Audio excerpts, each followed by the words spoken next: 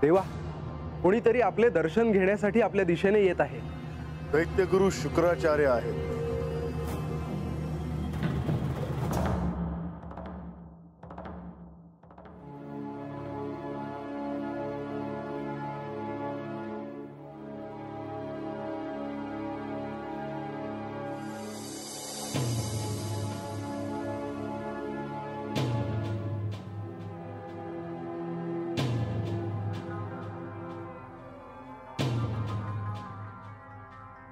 श्री मार्तंड भैरवांना माझा नमस्कार असतो.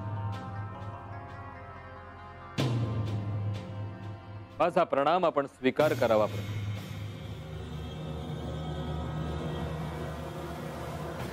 हे आदिशक्ती स्वरूपी पार्वती माते, आपणही माझा प्रणाम स्वीकार करावा.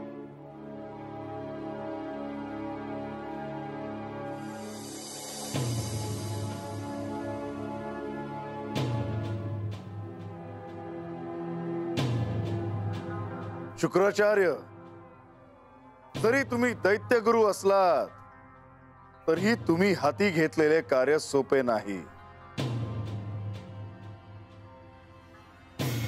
आणि तुम्ही दैत्यांची बाजू घेतली असली तरी मी तुमचा प्रणाम स्वीकार करणार नाही असे नाही. ते मी जाणतो प्रभो. आपल्याकडूनच मला ज्ञान प्राप्ती झाली आहे. आपल्याकडून जे ज्ञान मला प्राप्त झाले आहे त्या आधारेच मी दैत्य कुळाच्या उद्धारासाठी सदैव प्रयत्न करत असतो. दैत्य कुळाचा उद्धार व्हावा हा एकमेव हेतू आहे माझा.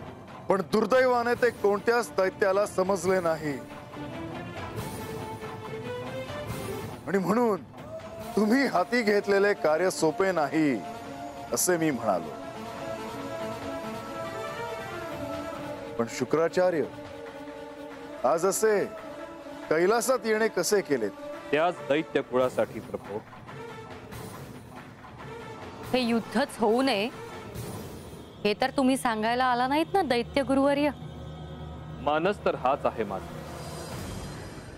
कारण दैत्य अहंकाराने जरी आंधळे असले तरी सत्य मला ठाऊक आहे. श्री मार्तंड भैरव हे कृपाशील आहेत, क्षमाशील आहेत. परंतु ते साक्षात श्री महादेवांचा अवतार आहे. त्यांच्या क्रोधाने सारी सृष्टी क्षणार्धात भस्मसात होऊ शकते. आणि हे त्या दैत्यांना समजायला हवे होते. शुक्राचार्य, मी त्यांना क्षमा देखील केली असती, पण त्यांनी त्यांचे आचरण सुधारायला हवे होते. मी त्यासाठी प्रयत्न करेन, परंतु हे युद्ध थांबवा प्रभो.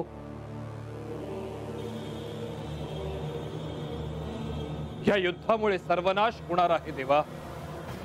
सर्वत्र हानी होणार आहे. आपण देवसेनेला येण्याचे आवाहन केले आहे. देवसेना जरी आली तरी त्याही पेक्षा आपल्या क्रोधामुळे समूळ दैत्य कुळाचा विनाश होईल असा भय मला वाटतं आहे देवा.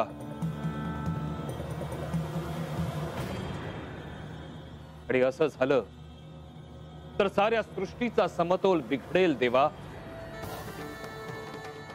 शुक्राचार्य, शुभ कार्यात विघ्नही येणारच. कारण जिथे शुभ आहे तिथे अशुभ हे असणारच.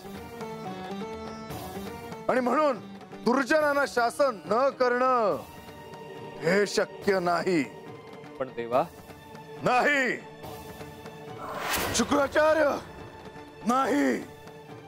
आता हे युद्ध थांबवणे शक्य नाही.